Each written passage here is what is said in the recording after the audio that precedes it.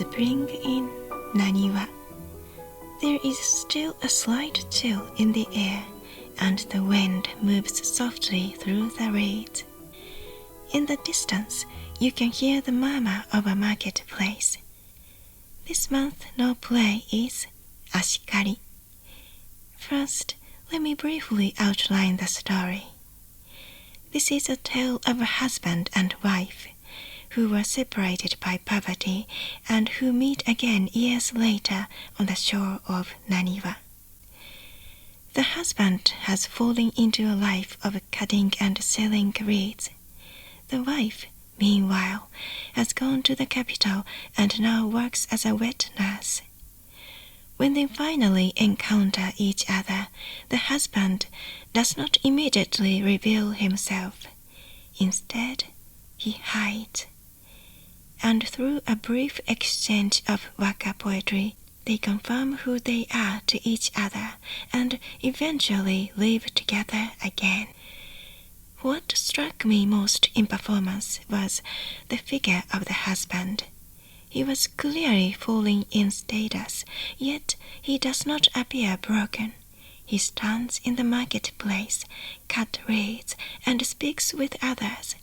There is a sense that, although his life has collapsed, something in him remains composed.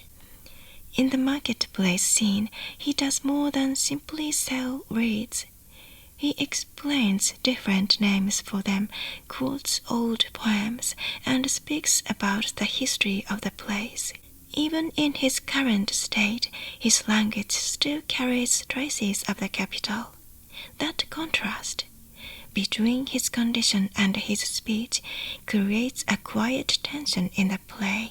Later, the wife addresses him through poetry. In this play, emotions are rarely expressed directly. Even something like, "Have you grown close to someone else?" is only suggested, not stated outright. And his response is equally restrained.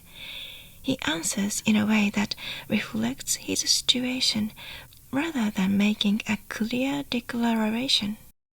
Yet, through just a few lines, their shared past and their distance from each other become visible. Here, language itself holds their relationship together.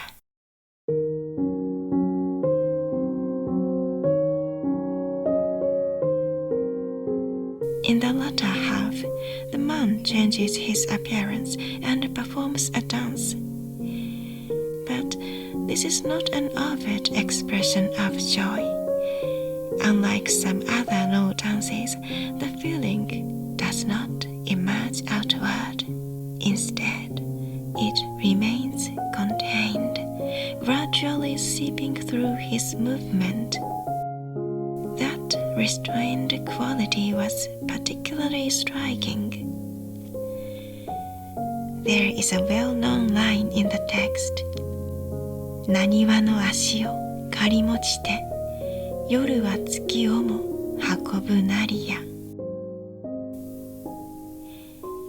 Carrying reeds from Naniwa at night, he seems to carry the moon as well. At first, this can sound almost abstract, but after seeing the performance, it feels different. The act of carrying reeds begins to blend into the surrounding landscape. The man is no longer separate from it.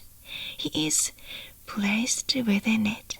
What ultimately remains is the exchange of poetry, not as direct speech, but as something said between them, quietly restoring their connection.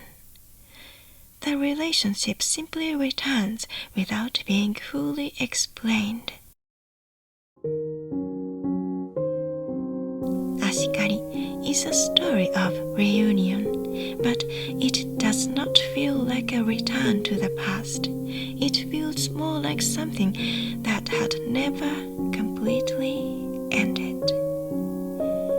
In the spring of Naniwa, the boundary between people, landscape, and time softens, and the play lingers there without forcing a conclusion. Thank you for listening. ではまた。